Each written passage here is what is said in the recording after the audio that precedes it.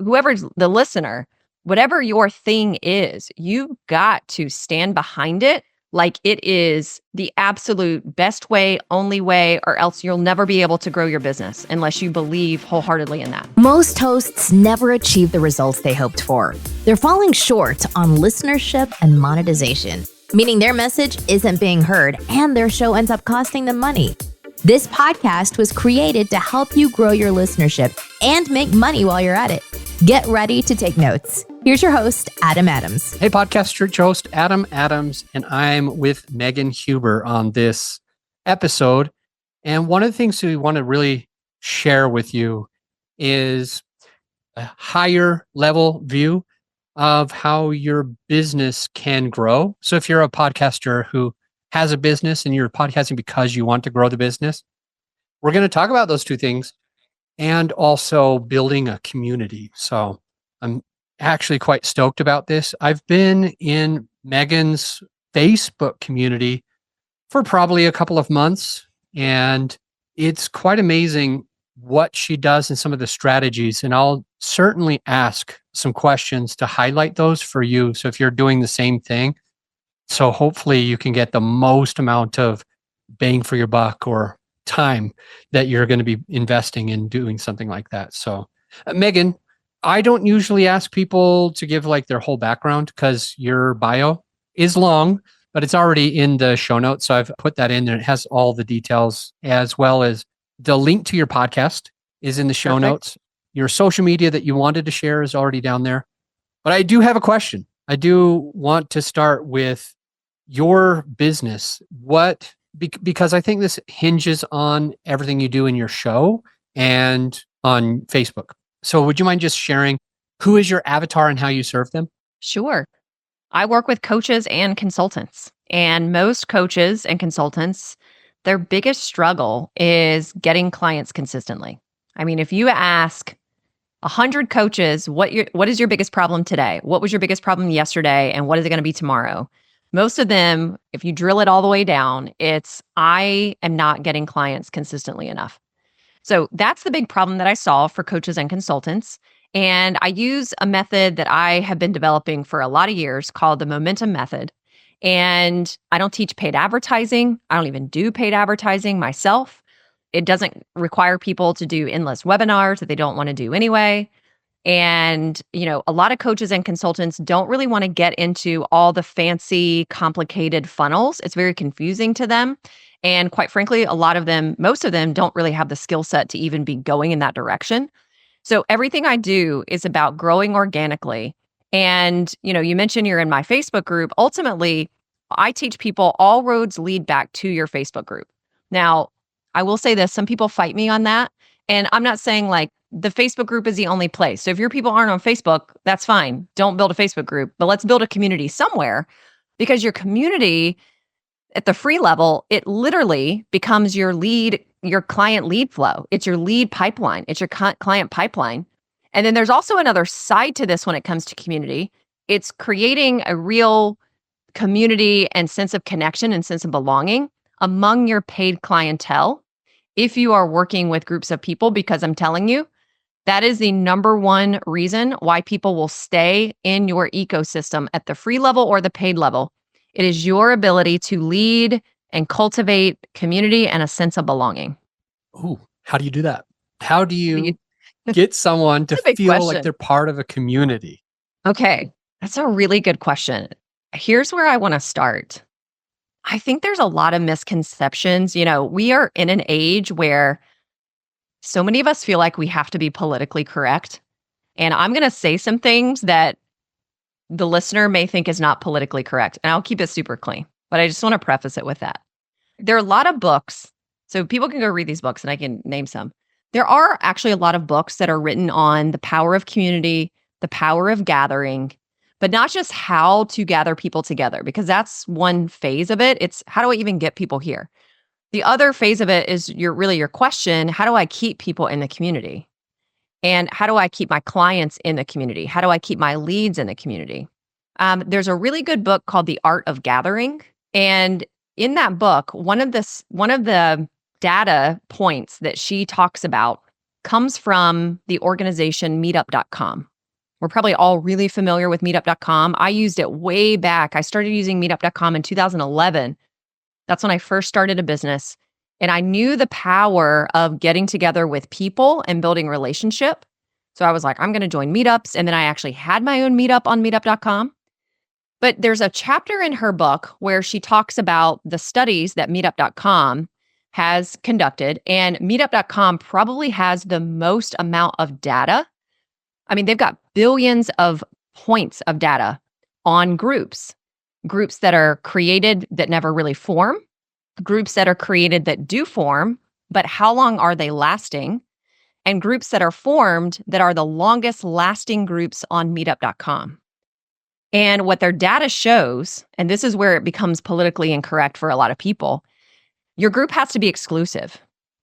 Your group cannot be inclusive. And we live in this day and age where we think that we're going to get canceled or shut down if we're creating things that are not all inclusive. Well, you can go that route, but people aren't going to stay, and you can't actually create a sense of belonging if you are all inclusive. So what does that mean? That means that you have got to, number one, create a community that has a very specific purpose, and there is an outcome and a purpose for why the group exists, but for all of your gatherings. Like what's the desired outcome for your gathering? Whether it's a getting together for a retreat, a live event, a training event. I mean, I'm running a challenge and just a free challenge inside my group right now. Like that's still a gathering. So that's one aspect of it. Another aspect of your question is like, how do I create a sense of belonging? It's got to have a purpose, and it has to have a shared purpose. Everybody's got to be aligned with the purpose. Everybody needs to know what the purpose is.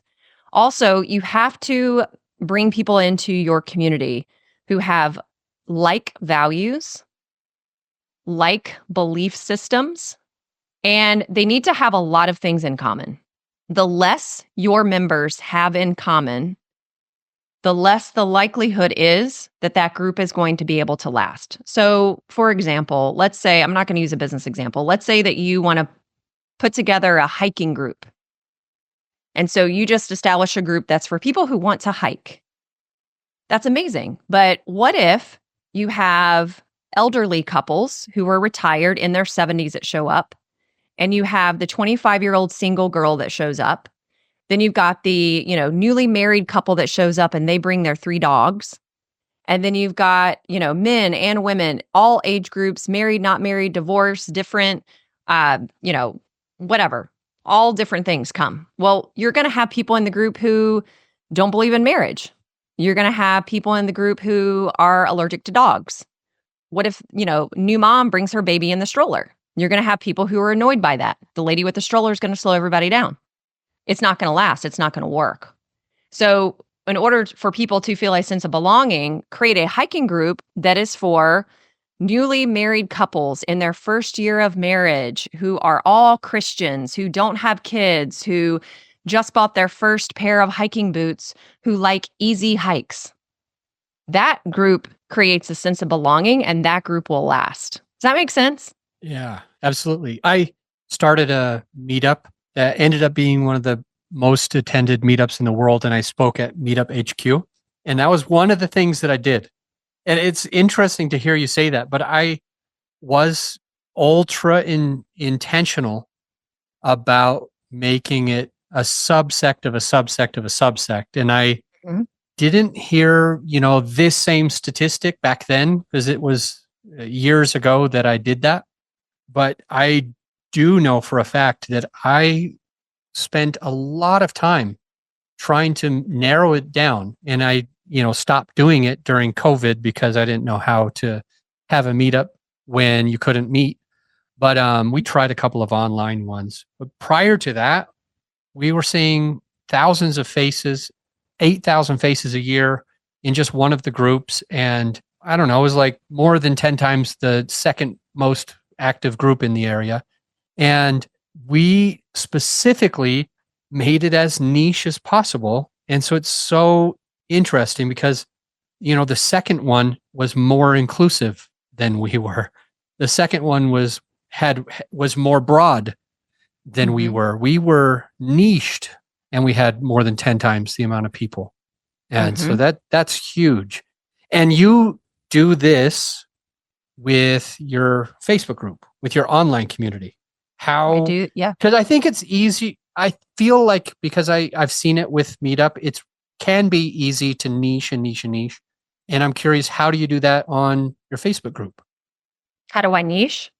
Yeah, how do you make it about the smallest subsect of that person so that people can feel the most included? Like Yeah, I think less inclusive to feel more belonging. yeah. So, great question. I think there's a few ways. One kind of practical, logistical way is having the 3 membership questions that you ask people upon joining your group, just so you can vet people. Okay. That's one simple way to do it because I don't let everybody into my group. So, I declined somebody who requested to be in my group today. They didn't even answer the questions. Well, if you don't answer my questions, I'm not letting you in the group. Or if they answer them in a way that I'm like, this is not a fit because I can't serve you because it's not my expertise, or this group is established for a different reason. So that's one just practical, logistical way to do it. Here's the other thing that I have found.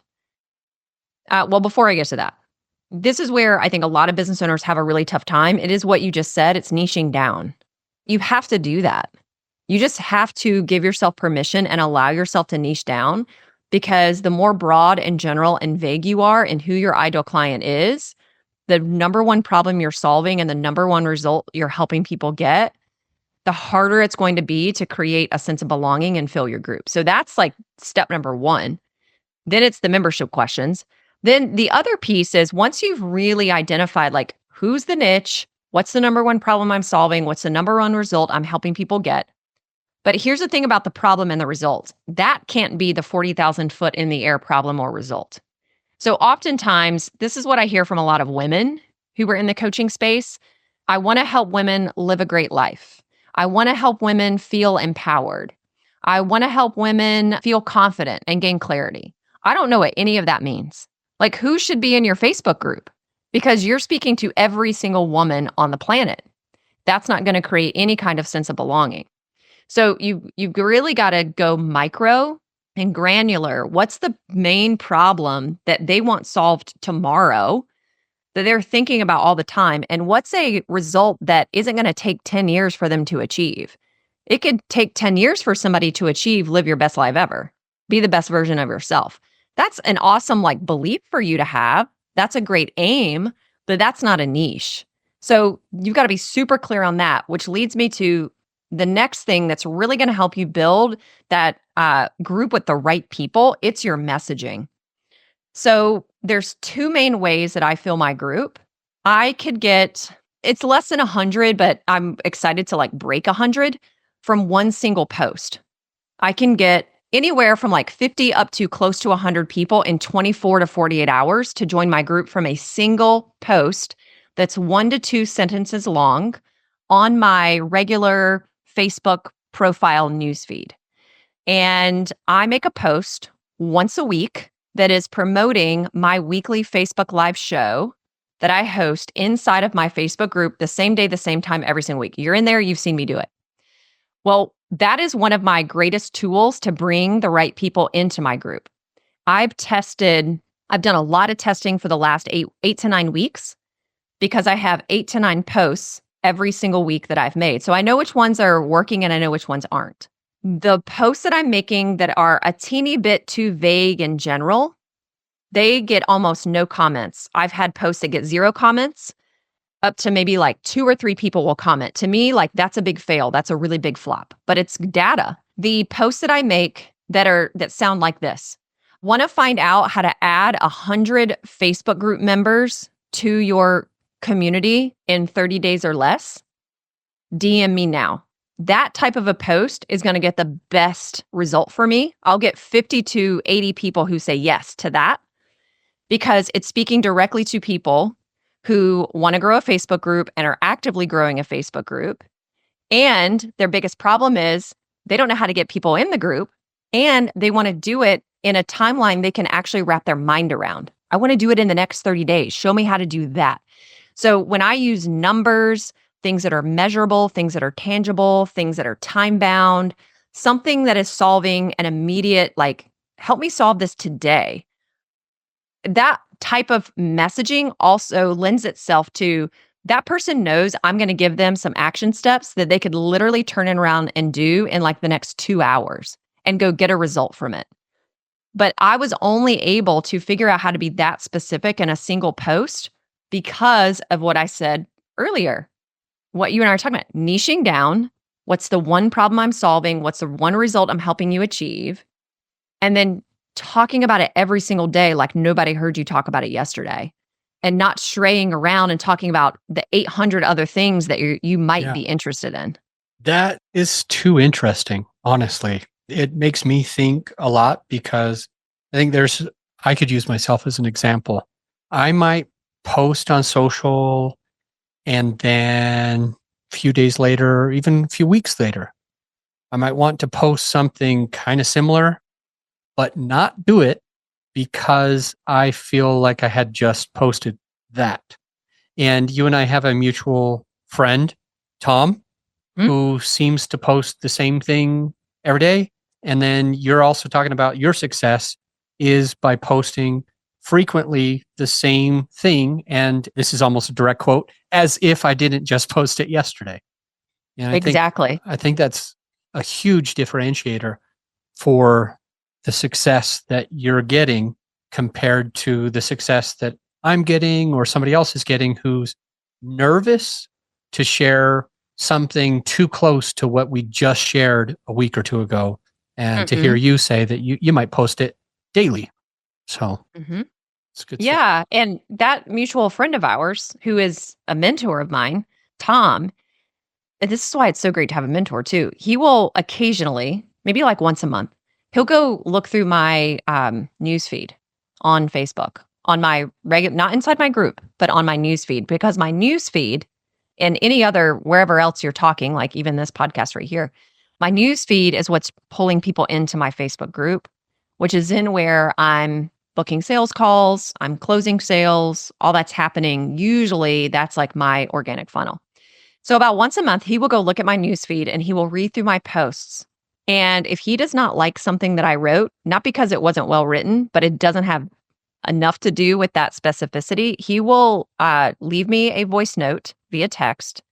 And he did this about a month ago. He was like, Megan, I see this post on your newsfeed, and it looks like you were like interviewing somebody on a podcast, because I think I did a screenshot of us recording the podcast. And this is another coach. She helps people with confidence and sales. I had her on my show. And one of the topics we talked about was dopamine and how entrepreneurs are like where they're getting all their dopamine hits from. It was like a really cool conversation, which impacts my ideal client, right? Like it was good stuff for them. So I wrote this post about dopamine and connected it back to my ideal client. And Tom said, Megan, I don't ever want to see you post about dopamine again because you're not selling dopamine. That's not what you're selling. You've got to only talk about every single one of your posts should be about what are you selling to the person that you're selling to, and you only talk about that one thing. And you just have to find different ways that really land with people that are literally saying the same thing as if nobody saw what you said yesterday. And that is, look, I'm not saying this is easy for me or it's ever been easy for me, but really understanding that people get confused very, very quickly if you are not speaking directly to who they are and what's going on in their head at 7 a.m., at 12 p.m., at 3 p.m., and 6 p.m., because they are very clear on what problem they want to solve and what result they want tomorrow. And if you're not speaking their language to them in the moment where they're trying to find a solution, they're not going to choose you. Yeah. They're going to be confused. Let me pause. We've heard a lot of great things. And there's been this underlying question for me. And it came from when you said earlier, I don't think you said it this exact way, but it's basically all roads lead toward your Facebook community or your online community where people, or your Meetup, whatever. And everything leads there. And as a podcast coach, I'm like, don't you dare say that. Everything leads to the podcast. And, as somebody who wants to makes money in business, they're like, well, why would you take it to the podcast? Why would you take it to your Facebook group? Why wouldn't you take it to the company? And revenue. So would you please slow down, go into that place where you were about why is it important to put all roads leading toward this Facebook community versus your podcast or your business itself? So for you, you should be saying all roads lead to your podcast because that's what you're selling. So for me, I should be saying all roads lead to your Facebook group because that's what I'm selling. For someone else, maybe all roads lead to your sales page with like a VSL sales page because that's what you're selling. Especially newer business owners, even business owners who are making like multiple six figures. I think we see what Megan is saying and we see what Adam is saying and we see what Kelly is saying and we see what Amy Porterfield is saying. And we think like, oh, they must have cracked the code. I need to go in that direction. And then we jump ship and then we go do that. And then that doesn't work in 90 days. And then we hear somebody else and we jump ship. So I think something that's really important to acknowledge here is that whatever any of us are selling, we've got to like live and die on that. And you've got to be so obsessed with it and be able to, like, you need to be so obsessed with it, like you would debate. I was actually interviewed very recently on a podcast, and the guys literally started the episode with like, I don't believe you. I do not believe, and he was serious. And I know him. He was like, I do not believe you that Facebook groups work. I think they're dead. I can't believe you're teaching people to do this. Blah, blah, blah, blah, blah. And he wasn't like mad or like aggressive or anything like that, but there was so much doubt. And I was like, I'm really glad you're starting the episode this way because I couldn't be rattled in that moment. Look, there are 100 million ways to build a business. This is just one way to do it. And it's the way that I did it. And it's the way a lot of my clients have done it. I didn't do it through a podcast. I have a podcast, but that wasn't my thing. So the listener, whatever your thing is, you've got to stand behind it like it is the absolute best way, only way, or else you'll never be able to grow your business unless you believe wholeheartedly in that. So I think your original question was why all roads lead to the Facebook group. Was that your original question? Yeah. So a few things. I'll tell you why I originally chose to have my Facebook group really be part of the organic funnel. It goes back to January of 2017. From 2014 to 2016, I had left my first coaching business and I was the director of client experience for an extremely large scale coaching company. And I exited that company at the end of 2016. And I was leaving a six-figure job, six-figure paycheck. I did not build a side hustle. And I had to make something work, and I had to make something work really fast. I didn't have time for anything that was going to slow me down. So I got clear on my niche. I got clear on my offer. I got clear on my first financial goal. I got very clear on where was my ideal client, where did they already live and exist? Where were they already using something? And where were they already making purchases and buying decisions? That's the key. I knew that was Facebook groups. That's the biggest reason why I started a Facebook group. The other reason is I think we've really got to acknowledge what our strengths are and where we shine and what our style is.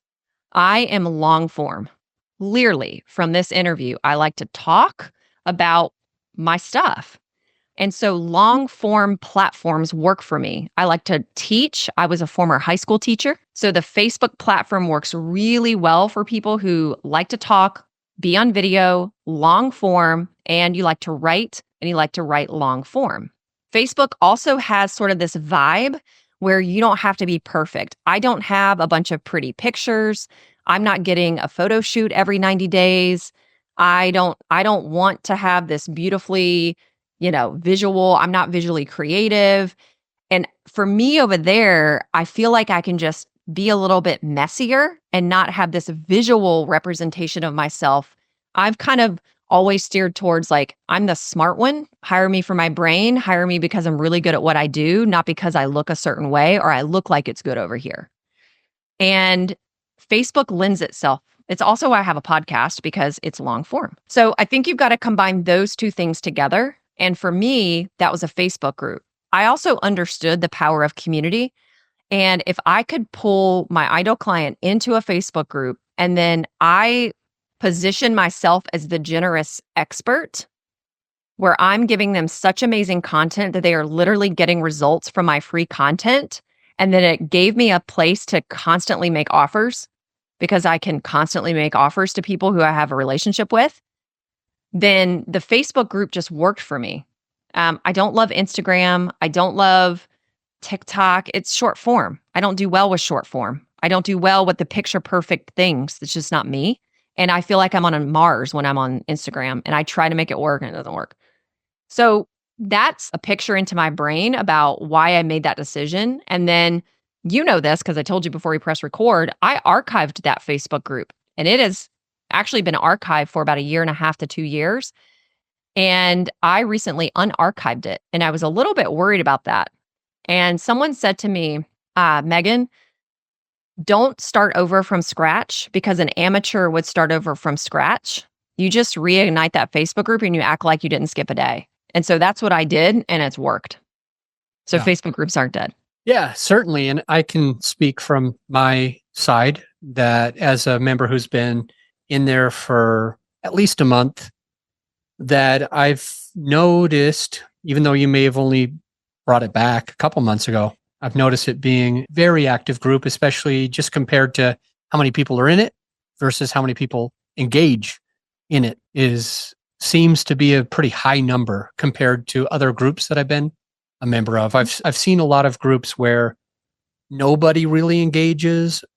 They're just kind of like in there. They might not even see everything that happens, but it's different in your group. Even though it's newly unarchived, you have people like me responding to posts and engaging. And that brings me to a question of how do you do that? Because the person listening to this thinking, yeah, I've got the business, I've got the podcast, and this idea of getting the people to me would work. And I loved that post that you already shared about why do you want to find out how to add 100 new Facebook community people to your community in 30 days or less as a post on your general normal page can bring people into your group to grow it.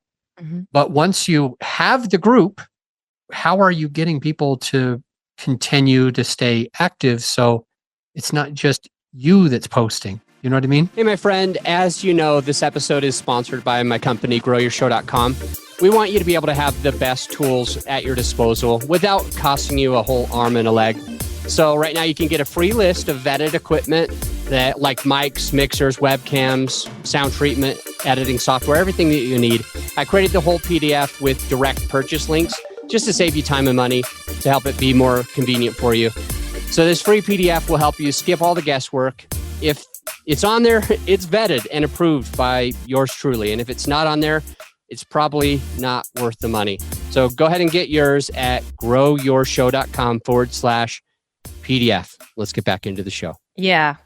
I think the first thing is, again, you've got to have the right people in the group. So the more niche specific you are, the better, because then you're capturing people who are salivating for what it is you're sharing.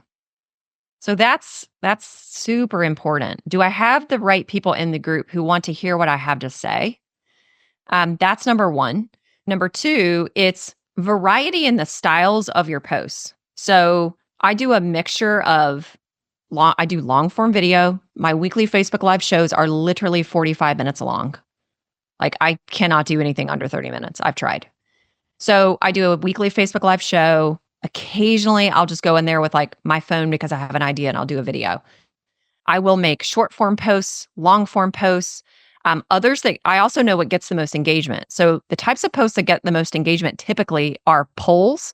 So if you do a post that's a poll, where it's like, what's the number one thing you want support? I'm going to make it up. What's the number one thing you want support with this week in your business? Generating more leads, closing more sales, helping your clients get more results, doubling your income this month or whatever. Those are going to be the choices. So many people will answer that.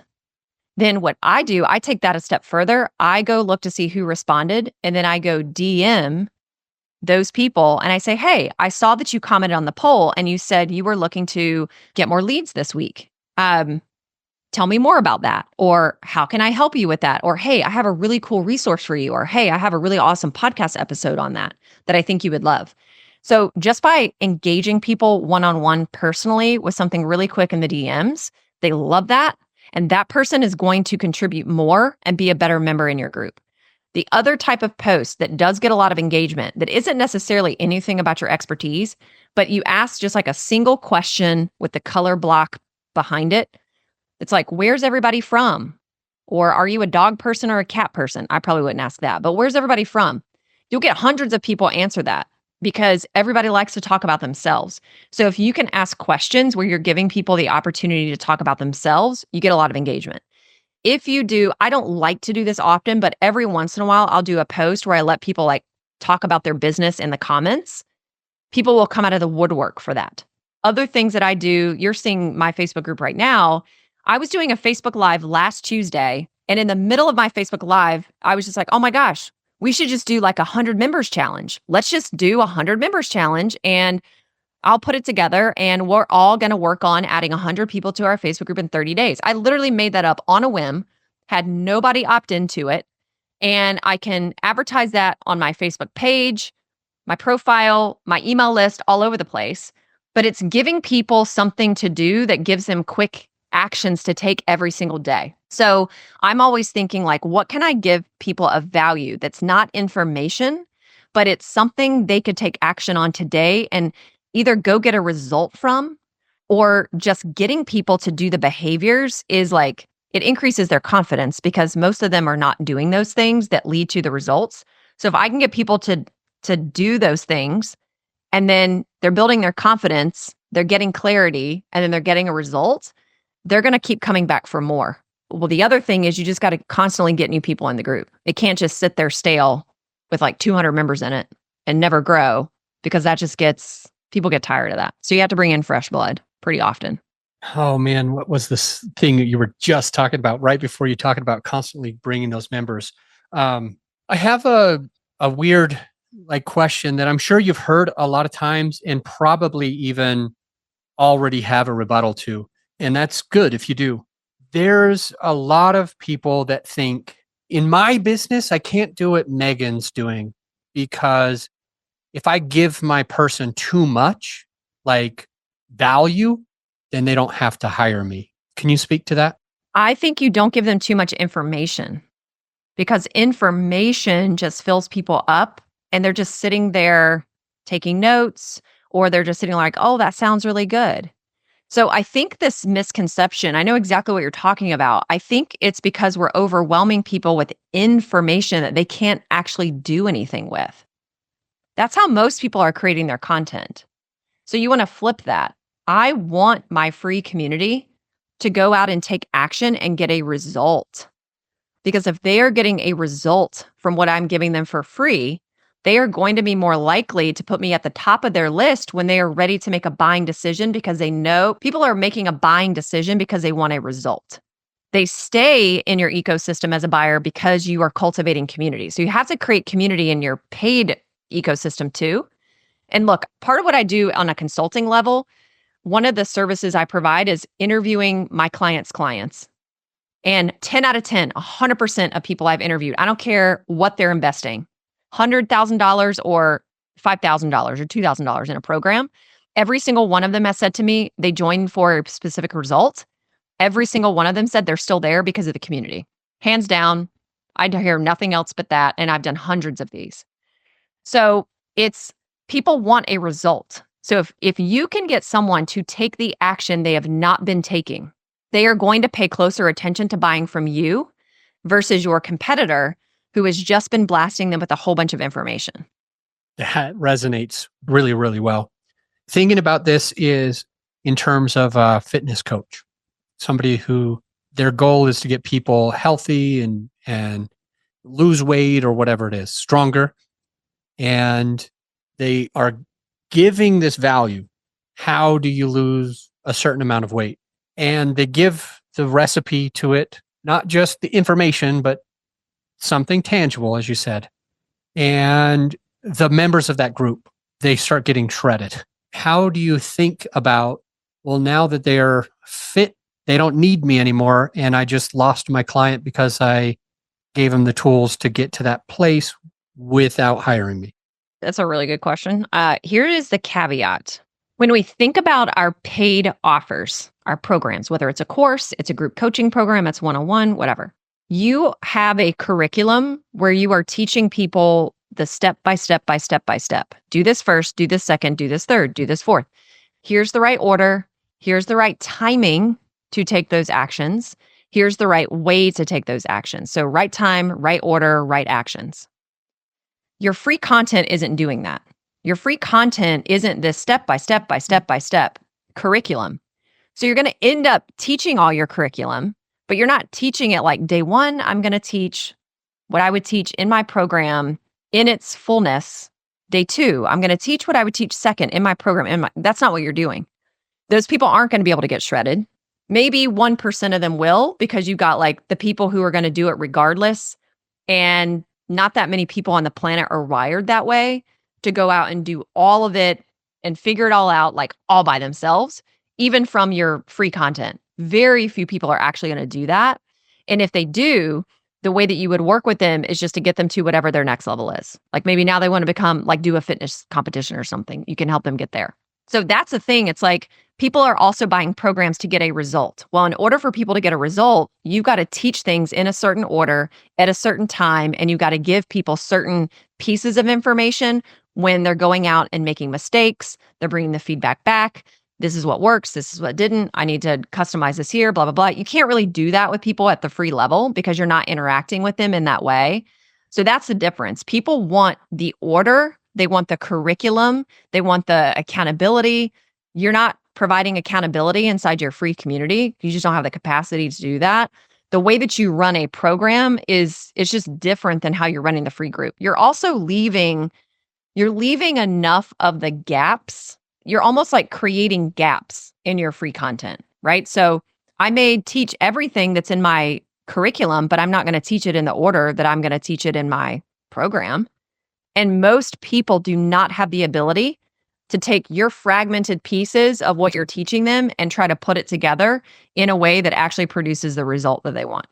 But they can get some results. And that's yeah. kind of what this idea is about, is how do we help them to be able to make something happen in a short amount of time with a quick win, for example, that then allows them to stay as part of the group and also tell other people about the group while still allowing it to be, well, if that's what I could get with her free stuff, that's what I could get from just the content.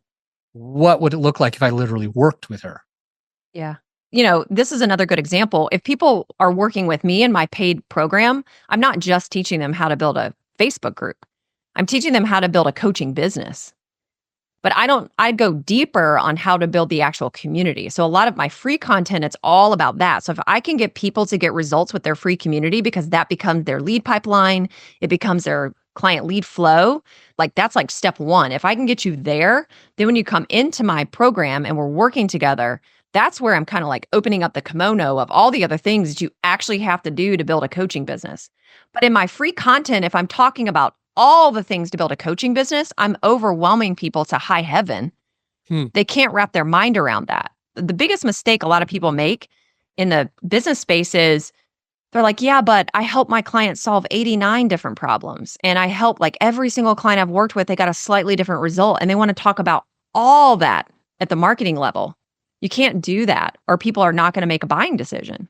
You teach them all that other stuff behind the scenes, but the Facebook group and the community piece is one very significant pillar that I'm going to have you do to grow. But there's a lot of other parts around that to build a coaching business, Absolutely. It makes me think that you and I should have a conversation after this as well. So I've really appreciated a lot of what you're sharing. And I want to repeat back what I think I heard about, though there was like 3 steps, if I'm not mistaken. Number 1, the first step was making sure you know if you've got the right people in your group. And number 2 was having your content that you share in the group being a good variety of long form, short form, as well as using a poll because people can't help but to reply to a poll. You also said the text block with just a simple question that applies to your perfect avatar. So step one was knowing that you've got that right person there. Step two is helping them to be able to engage. And step three was constantly getting new members into the group. And you've mentioned a way to do that is by posting in your other places to get them into the group. And I was wondering if there's any other piece that you want to add to these three steps, or if I said them wrong, that could help somebody if they're a business owner with a podcast and potentially a Facebook group. Yeah. I mean, to grow the Facebook group, there's lots of ways to grow the Facebook group. I'm demonstrating one of those right now. I'm a guest on your podcast. So my call to action is going to be, well, if you want to find me, either go listen to my podcast because I have one, or come join my Facebook group because that's where we're going to go deeper on all these topics. So having your own podcast guesting, that's another really great way. I also host local meetups where I live in Tampa. So that's another way, like establishing yourself locally. Speaking opportunities, online, offline, other social media sites. I also go into other Facebook groups that are definitely have my ideal avatar, and I go answer people's questions. I don't ever make a post. I don't ever make an offer. I don't ever link to anything that I have going on. I just go answer questions. And again, I'm very thorough, clearly, and I give extremely thorough responses. I don't invite those people to anything, and oftentimes they find their way into my Facebook group. You also want to put your Facebook group link everywhere you possibly can. In your bio, in your email signature line, email your list, invite them to your Facebook group. It's always your call to action for anything, or it can be one of those calls to action. So there's a lot of ways to build your Facebook group. Also, I'd say one of the most powerful ways is leveraging other people's audiences. So it's connecting with people who are, the easiest people to say yes to you are in your warm audience, your warm network. Who has a complimentary offer as yours? Like you and I could do this. I don't do what you do. You don't do what I do. You and I could be great affiliate partners where we probably have similar audiences. We could do a content swap. I actually did this one time. I've done it a few times, but one was super powerful. I had a friend of mine come into my Facebook group and teach something, but I kind of did it interview style. We came up with a super juicy title. She promoted it inside of her Facebook group, and in 48 hours, 120 people joined my Facebook group from her Facebook group because they wanted to see her teach on that topic in my Facebook group because she wasn't doing it in hers. So there's lots of different affiliate opportunities that you could do with people. So that's lots of ways that you could be growing the group. You just have to do all those things. You have to be so consistent with that. And that's where people fall off the wagon. Yeah. It's like they'll go do it one time and get a so-so result and think it doesn't work. No, it's like you've got to do this for the next 5 years and not take your foot off the gas pedal. That's what we're all doing to make it work. That last thing that you mentioned is the second time that you've shared something with me that worked for me, but I never thought about why it worked. And I've done content swaps before. For example, when I had a meetup group, I would try to go and invite the other people that ran successful meetups in my same genre. And I would get them to spill the beans on something really well. And then I would market it and say, this guy, Tim, never shares his secret formula. He's going to do it at the group. And then we'll probably invite people from both groups to the same event, but it'll be in my group. And then I'll end up getting some emails. I'll end up getting some new members because, like you said, kind of in a way, you're sharing audiences. And it happened also with podcasting.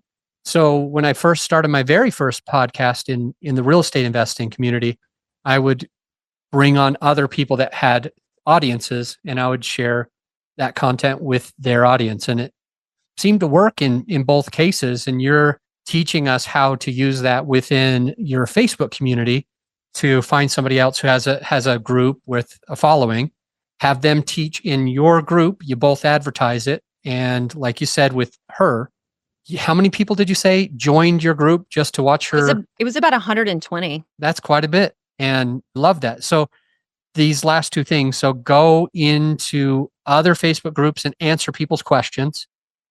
I hadn't really thought of it that way. I had thought maybe I have to make a post about something and brag about something, or maybe I have to look at somebody else's poll that they ran a poll, and then I've got to, hey, you wanted to start a podcast or something, and I'm like, that doesn't feel right to me to do that. But to answer questions, that feels really, really good. So when people are saying, hey, how do I do this, to jump in and say, here's a way that worked for me. And then they become your friend. They start following you. They might join your Facebook community.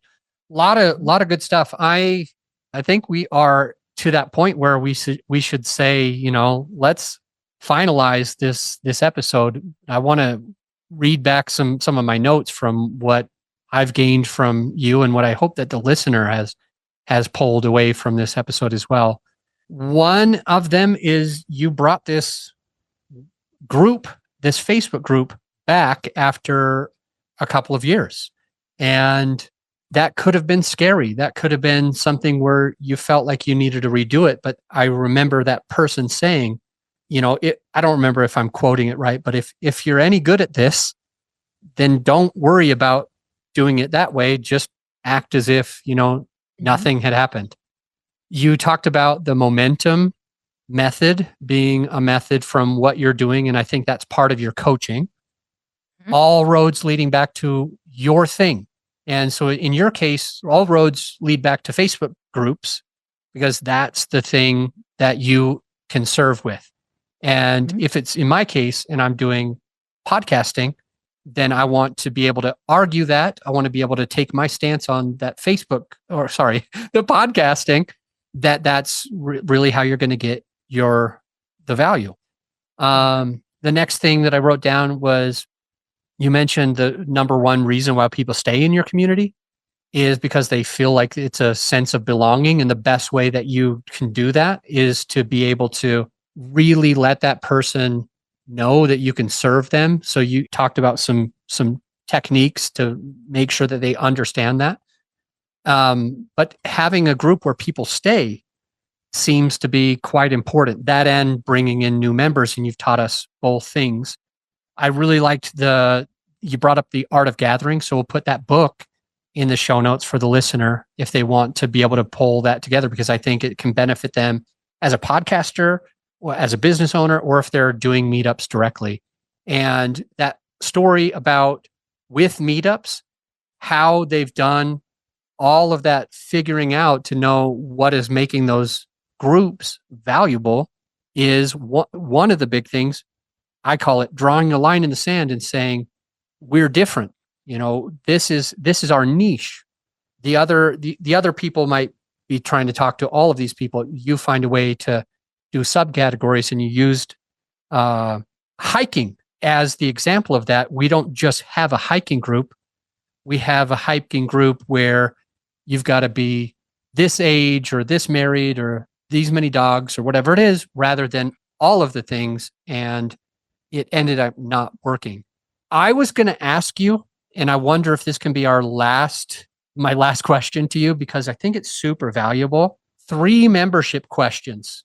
I wanted to find out, what is a good set of questions that you would ask in a group, or if that's too hard because everybody has a different niche, how do we, when we're making our group, how do we decide what to use as our 3 questions to make sure we're bringing in the right person? Yeah, the first thing to remember is you can always change them. That's number 1. Number 2, here's a hack. Go find other Facebook groups they're doing this. It's your greatest competitors. Go look at their membership questions and copy them. That's the hack. Literally. You don't have to reinvent the wheel. You don't have to come up with what they should be. Go find your greatest competitors or people who are like the top in the industry in your niche. Go study their 3 questions and use them because they work. Yeah. And that, I guess it sounds like, really only applies if it's a successful group. If it's a group with 20 people or no engagement, you might just skip it. But if it's engagement, if it has thousands of people and it's active, then maybe they're doing something right. Yes. Okay. Good stuff. Like I said, Megan, your website, your social, your Facebook community itself, those links are down in the show notes. And so people will be able to follow you into your Facebook community or your podcast to get more free content there. And I recommend that they do. I've learned a lot from you on this episode, and I've certainly enjoyed being a member of the group. It's added value to me, and I really appreciate you for that. To the listener, the next episode's a solo episode, and it is a topic where I kind of cultivated understanding what you're going through, kind of like what Megan's talking about. I understand you, and I figured something out that's going to benefit you as a podcaster, and I'll see you on the next episode. You're not alone if you're ready to either get your very first affordable microphone or if you're ready to upgrade your equipment to some legit podcasting studio equipment. Because on all of the forums over the last few months, I'm seeing this all the time. Even my own personal clients that work with my team, they're ready to get that next microphone. They're asking us for it. Additionally, when I'm on discovery calls with potential clients, they're always asking for this stuff. Hey, what mic do you recommend? Hey, what lighting do you recommend? What webcam should I be using? So many questions. And so what we did, my whole team has put together a PDF so that if you're one of those people who is looking to either get your very first affordable microphone, or if you're ready to upgrade your equipment to more professional podcast studio equipment, whether it's soundproofing or whatever, we've got you covered by going to growyourshow.com/PDF. And you can download the PDF for free, or right there on the webpage is everything that you would have and you don't need to download the PDF. Either way, just go to growyourshow.com/PDF, which will put you to the podcasting equipment that me and my team have personally vetted. I'll see you on the next episode.